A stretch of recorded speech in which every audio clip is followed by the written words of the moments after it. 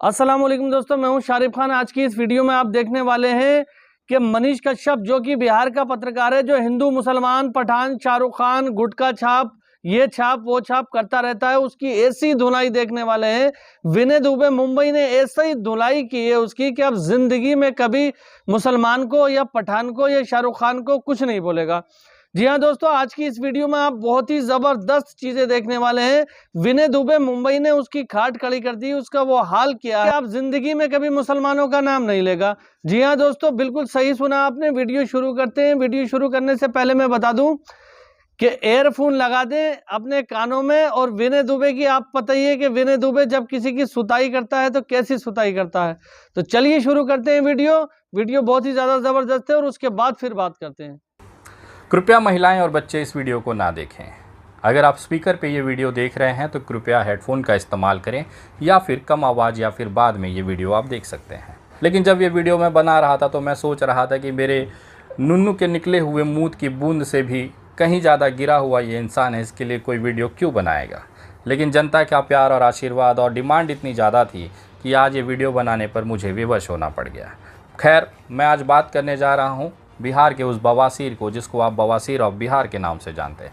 जी हाँ, ये वही पत्रकार है जो लगातार हर विषय में हिंदू मुसलमान को खोज कर निकालेगा। इसकी कोशिश होती है कि कोई मुसलमान का मुद्दा मिल जाए ताकि यूट्यूब के ऊपर इसकी वीडियो चल जाए और 2 रुपये की भीख लेकर ही अपना घर चला सके। प्रोफेशन से तो इसके माँ बापों ने बहुत मेहनत से इसे इंजीनियर बनाया। जी हाँ, वो सिविल इंजीनियर जो किसी कंपनी में खड़ा होकर अपनी योग्यता के आधार पर नौकरी नहीं पाया। एक भरी जवानी में अपने आप को अयोग्य साबित करने के बाद उसे केवल यूट्यूब और फेसबुक का सहारा मिला, जहाँ पर आकर वो अपनी बकचोदी कर नौटंकी कर 2 रुपया कमा लेता है। लेकिन मुसलमान के प्रति इसकी इतनी नफ़रत है कि उसका कारण खोजने की मेरे को बहुत ज़्यादा ज़रूरत महसूस हो गई। मैं ये सोच रहा था कि आखिर इस इंसान को मुसलमानों से दिक्कत क्या है। जब मैं इसके बिहार गांव तक इसकी कहानी खोजने पहुंचा तो मुझे ये समझ में आया कि इसकी जो पूज्य माता जी हैं, इसी के गांव के एक अब्दुल नाम के गन्ने की खेत में काम करती थी। बेचारी ने गन्ने के खेत में अब्दुल के इतने काम किया कि इसके घुटने घिस गए। दिन रात सुबह शाम ये अब्दुल के गन्ने के खेत में घुटने घिसती रहती थी और उसी घुटने घस कर से मेहनत कर उससे कमाए हुए पैसे से इस भोसड़ी वाले को बड़ी पढ़ाई के लिए दूसरे राज्य में भेजा। वहाँ पर ये दूसरे राज्य में जाकर पढ़ाई करता है और एकदम झाटू से नंबरों से पास होकर एक झाट सा इंजीनियर बन जाता है। इसके माँ बाप को लगा कि अब हमारे जितने घुटने घिसने के दिन थे वो ख़त्म हो गए, अब बच्चा आएगा और हमारी परवरिश करेगा, हमें अच्छे से पालेगा। लेकिन इस भोसड़ी वाले ने इतनी अच्छी इंजीनियरिंग की पढ़ाई की थी, इतने खूबसूरत मार्कों के साथ पढ़ाई की थी कि कोई झाट सी कंपनी भी इसे झाट देने के लिए तैयार नहीं थी। हालात ये थे कि बिहार लौटने के बाद जब बेरोज़गारी का कदर था और बेचारे बूढ़े माँ बाप इसे जवानी भरे लड़के को खिला रहे थे, रोटियां तुड़वा रहे थे, वो भी मुफ्त वाली, तो इसे लगा कि कुछ ना कुछ करना पड़ेगा। तो ये निकल जाता है सोशल मीडिया के उस प्लेटफॉर्म पर जहां हर कोई आज स्टार बना घूम रहा है। यूट्यूब और फेसबुक ने एक ऐसा माध्यम दे दिया है लोगों को कि हर दूसरा इंसान भारत में व्लॉगर बन के घूम रहा है, जो आज नहीं तो कल इस जगह को उस जगह को दिखाते हुए बकचोदी करते हैं। कोई तथ्य कोई मीनिंग उनकी वीडियो में नहीं होती है, लेकिन फिर भी एक व्लॉगर के तौर पर 2 रुपया उनका कमाना जायज़ होता है। मेहनत करेंगे तो आपको पैसे मिलना जायज़ है। लेकिन बिहार भी एक ऐसा राज्य है जहाँ पर इस तरह के चूतियों को बहुत कदर दे दी गई। कहते हैं ना कि सूअरों को अगर आप नहला धुला के कितना भी अच्छा इस तरह लगा कर सेंट लगा के उसको तैयार करके तेल कंघी करके घुमाओगे तो जाके ये गू ही खाएगा। वही हालत इस बिहार के बवासीर का था। इसको कितना भी आप अच्छे से समझा लीजिए, कितना भी अच्छा समझ लीजिए, लेकिन इसको खाना गू ही है। ये किसी भी वीडियो में बिना हिंदू मुसलमान की इसकी रोज़ी रोटी नहीं चल रही है। आप एक न्यूट्रल पत्रकार के तौर पर काम करते हैं जैसा ये हमेशा से कहते हैं, लेकिन इनकी 98% 99% वीडियो अगर आप देखेंगे तो केवल मुसलमानों का टोपा चूसते हुए ही भाई साहब दिखेंगे। अभी ताज़ा इन्होंने शाहरुख खान का टोपा चूसा था। हालात ये था कि टोपा गले में फंस गया, पूरे देश ने मिलकर इनकी गांड मराई की रस्म कर दी। हालात ये थे कि मुंह छुपाने के लिए इनको जगह नहीं मिलना पड़ा। हालात यहाँ तक आ गए कि जब इस पिक्चर की बात की जा रही थी, शाहरुख खान के टोपे की बात की जा रही थी, तो भाई साहब मुंह में लिए हुए विमल गुटके की बात करने लगे। पठान के ऊपर इतनी बुरी तरह से हालत ख़राब होने के बाद अब इन्हें विमल गुटके का सहारा मिलने लगा।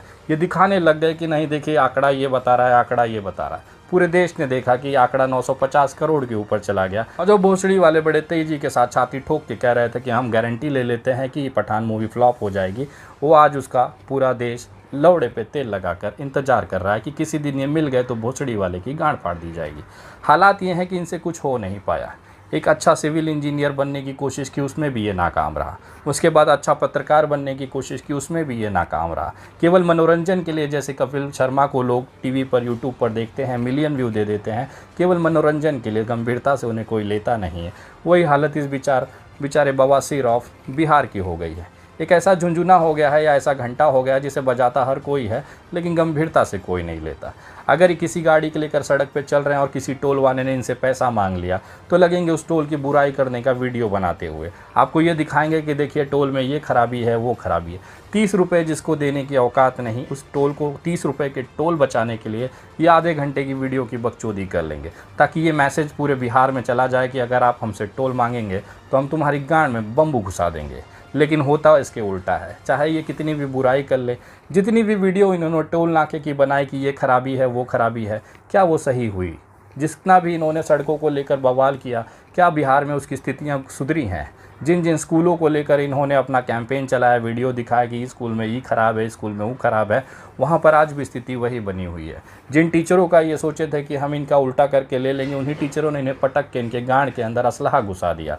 हालात ये थे कि मोटे मुँह वहाँ से भागना पड़ा। दिक्कतें ये है कि इनसे होता कुछ नहीं है। बेचारे माँ बाप ने इन्हें सिविल इंजीनियर बनाया और ये पत्रकार बने घूम रहे हैं। मुझे ये चीज़ समझ में नहीं आया कि भोसड़ी के जब तुम्हें यूट्यूब पे ही बकचोदी करनी थी तो अपने माँ बाप का जो कीमती मेहनत का पैसा था तुम्हारी इंजीनियरिंग में काहे गांड मरवा लिए। लेकिन जब बात होती है कि आपकी औकात क्या है, आपने बिहार के लिए किया क्या है, तो उसका भी सवाल में जो जवाब आएगा वो 0 बटा सन्नाटा ही आता है। मैं पूछना चाहता हूँ, आप इतने बड़े पत्रकार अपने आप को कहते हैं, 5 मिलियन 6 मिलियन झाट सा मिलियन लेकर आप इतनी बड़ी बड़ी बकचोदी करते हैं। यहाँ पे हमारे सर्कल के, मेरे पर्सनल यूट्यूब चैनल के 20 मिलियन सब्सक्राइबर हो गए। 18 मिलियन सब्सक्राइबर का केक मैंने 2 साल पहले काटा, लेकिन कभी बकचोदी नहीं की कि हम देश का जिम्मेदारी उठा के चला रहे हैं। एक अच्छे विपक्ष की भूमिका मैं निभा रहा हूँ, सवाल पूछना, गांड में बम्बू कर देना और उसे रिजल्ट ले आना। तुम्हारे जैसे सवाल पूछ के बकचोदी करने का काम विनय दुबे का नहीं है, हम रिजल्ट ले आते हैं। जब तुम्हारे दिल्ली के बाबा ने, जब तुम्हारे दिल्ली के पूज्य पिताजी ने इस पूरे देश में लॉकडाउन लगाया था तो विनय दुबे अकेला मुंबई के बांद्रा के मजदूर आंदोलन को खड़ा करके वहाँ पर जेल चला गया। हालात ये थे कि तुम्हारे बाप ने, जिसने कहा था कि ट्रेन चलाना मुमकिन नहीं है, प्रवासियों को, बिहारियों को अपने गांव मुंबई से भेजना मुमकिन नहीं है, विनय दुबे वो इंसान था केवल गिरफ्तारी के 2 दिन के अंदर श्रमिक ट्रेनें भी चालू करवाई। मुंबई में बसे हुए उत्तर भारतीयों को अपने घर, अपने बिहार, अपने उत्तर प्रदेश, अपने बंगाल तक पहुँचाया, अपने बूढ़े माँ बाप से मिलाया, अपने बच्चों से, अपनी पत्नियों से मिलाया। हालात ये हैं कि वो आज सुखरूप से अपने घरों पर हैं, काम व्यवस्था से कर रहे हैं, सारी चीज़ें चल रहे हैं। ये होता है रिजल्ट देना। विनय दुबे वो इंसान है जिस मुद्दे में उठाया उसको आपने उसके रिज़ल्ट तक ज़रूर पहुंचाया। अभी ताज़ा मामला दुमका का ले लीजिए। आप गए थे ना वहाँ पे गांड मरवाने के लिए, कह रहे थे ना शाहरुख को हम उठा के हमको दे दीजिए, हम पेट्रोल डला के जाल डला देंगे, हम उसको जला देंगे, फड़वा देंगे, ये करवा देंगे। उखाड़ लिया उसका। शाहरुख के नाम का झाट नहीं उखाड़ पाए। आज वो इंसान जेल से बाहर होकर अपनी ज़िंदगी जी रहा है। विनय दुबे इंसान था जिसने इस पूरे मामले में एक नया करवट ला दिया। ये होता है ताकत। सोशल मीडिया का सकारात्मक अगर आप इस्तेमाल करोगे, लोग सम्मान देंगे। तुम्हारे बिहार में मैं आता हूँ, किशनगंज इलाके में 5-5, 10-10 हज़ार की भीड़ घेर कर विनय दुबे को साथ देती है, मोहब्बत देती है। ये कमाया है मैंने सोशल मीडिया से। तुम्हारे जैसे तुम्हारी माँ और बहनों को गाली नहीं खिलवाता है। मेरा उन तमाम लोगों से कहना है कि अगर आपको आपत्ति इस भोसड़ी वाले बवासीर से है तो कृपया इस भोसड़ी वाले की गांड मारिए। इसके पूज्य माता जी, बहन या इनके घर वालों को टारगेट ना करो, क्योंकि गंदगी देखिए आज वो भी पछता रहे हैं कि हमने किस मेहनत से, किस सोच से इस भोसड़ी वाले को पैदा किया, लेकिन ये भोसड़ी वाला किस जगह जाकर अपनी गांड मरा रहा है। हालात ये है कि कुछ व्यू पाने के लिए ये किसी भी हद तक चला जाएगा। अभी बीच में इन्होंने एक सोनू सूद का प्रोग्राम करवाया था, वहाँ पे बिहार के एक टैलेंटेड कलाकार को रुला दिया। ये इतना बड़ा भोसड़ी वाला है कि अपने बिहार को कलंकित करने का कोई कार्य नहीं छोड़ता। सिर्फ मेरा चेहरा दिखना चाहिए, सिर्फ मैं स्टार दिखना चाहिए, बाकी पूरी बिहार भाड़ में चली जाए, इससे इस इंसान को कोई लेना देना नहीं। बिहार की इज्जत का सबसे बड़ा उदाहरण भागलपुर का वो युवा था जिसने अपनी कलाकारी के दम पर देश में एक नाम कमाया, लेकिन उस इंसान को भी अगले दिन रोते हुए पूरे बिहार नहीं, पूरे देश ने देखा। उसका कारण यही बवासीर ऑफ बिहार था। हालात ये हैं कि जब ये पूछा जाए कि तुमने ऐसे कौन से बहुत बड़े तोप सवाल पूछ लिए, तो ये उठ के भाग जाएगा बागेश्वर धाम के बाबा में। और सोचिए देश हित में जाकर वहाँ क्या पूछा कि बाबा जी आप कब भी आकर के अपना हनीमून पे जाएंगे। बाबा भी उससे बड़ा बकचोद निकला जो कहता था कि भैया हम तो ब्याह कब कर लेंगे, बताएंगे तुम्हारे ब्याह में भी हम आके बिहार में नाचेंगे। ये भोसड़ी वाले देश हित का सवाल था। बिहार की जनता का बहुत बड़ा भला हो गया इसमें कि बाबा कब ब्याह करके हनीमून पे जाकर कब वहाँ टपाटप बजाएंगे। ये सबसे बड़ा बिहार में सकारात्मक बदलाव का सवाल था। ये बकचोदी, इसे सवाल पूछना नहीं कहते, इसे टट्टे सहलाना कहते हैं हमारी भाषा में। और इन जैसे टट्टे सहलाने वालों की औकात बिहार ने दिखा दी है। कोई आम जनता, कोई बिहारी आकर इनकी गांड न फाड़ दे, उससे बचने के लिए ये अपने आप को एकदम सिक्योर भीड़ में लेके चलेंगे। हालात ये थे कि नवादा के अंदर अगर वो चाहते तो इनकी कुटाई हो जाती थी, लेकिन नवादा के लोगों ने सोचा कि सूअर पे हाथ उठाकर अपने हाथ क्यों खराब करना, इसीलिए बेचारों ने सिर्फ समझा के बुझा दिया। ये इतने बड़े अपने आप को तोप समझते हैं कि किसी को भी माइक से मार देंगे और कुछ कह नहीं पाता। कभी किसी बड़े आदमी पे हाथ लगा के दिखाइए, किसी गाड़ी वाले को माइक ठोक के दिखाइए, गरीब मजदूर पे हाथ उठाने का कौन सा बड़ा तोप और शेर हो जाते हो मेरे भाई।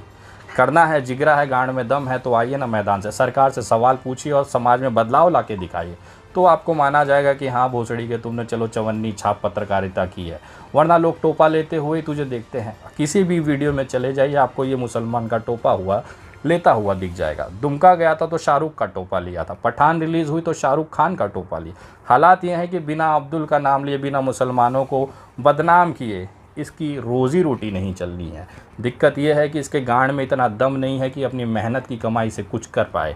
हालात ये हैं कि इतना कमाने के बाद मैं देखता हूँ इसकी बकचोदी, 25 लाख 30 लाख 1 करोड़ रुपया मैं कमाता हूँ, 20 लाख खर्चा कर देता हूँ।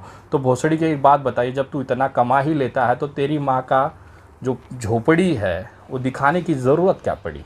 इसकी माँ उस झोपड़ी के दरवाजे पे बैठ के वीडियो शूट करवाती है और उसका नालायक बेटा ये कहता है कि मैं 20 लाख 25 लाख कमा लेता। टाटा गाड़ी खरीद ली, ये ऐश की ज़िंदगी है, ये जहाज़ में उड़ रहे हैं। माई अभी भी वहीं झोपड़ी के दरवाजे पे बैठ के अपने बेटे के लिए वीडियो शूट करा रही है कि मेरे बच्चे का वीडियो देख लो, थोड़ा सा व्यू बढ़ा दो, हमारी गरीबी देख लो। गरीबी की मार्केटिंग कर रहा है। अपनी माँ को बिठाने का, झोपड़ी के बाहर दरवाजे पे बिठाने की नौबत जिस इंसान की आ जाए वो कसम से नालायक बेटा ही कहलाता है। हालात ये हैं कि अपनी माँ को भी और अपनी पुरानी जो झोपड़ी है उसकी वो भी दिखाने की जब नौबत इस इंसान के पास आ जाए तो समझिए तुम्हारा 25 लाख 50 लाख और 1 करोड़ ना तुम्हारे गांड के गू के बराबर है। जब इतना होने के बाद भी तुम्हारी माँ झोपड़ी के गेटे पे बैठी है ना, तो बेटा एक काम करो, मैं 10 ml मूत देता हूँ, उसमें डूब के कहीं मर जाओ। हालात ये हैं कि आज माँ बाप झोपड़ी के बाहर बैठे। तो हम दुआ करते हैं कि विनय दुबे भाई की इसी तरह लंबी उम्र हो और इसी तरह वो काम करते रहे। इस तरह से इन जैसे अनभक्तों की उन्होंने सुताई और धुनाई की, आगे भी वो करते रहेंगे। हमारी दुआ उनके साथ है। यति नरसिंहानंद, सरस्वती, खुशबू पांडे और मनीष कश्यप की जो धुलाई की है, अगर इनके अंदर थोड़ा सा भी इंसानियत बाकी होगी तो ये कभी जिंदगी में मुसलमान के खिलाफ या इस्लाम के खिलाफ नहीं बोलेंगे। बाकी वीडियो कैसी लगी आपको रिएक्शन देना। खुदा हाफिज, फिर मिलूंगा इंशाल्लाह इसी तरह की एक नई वीडियो के साथ।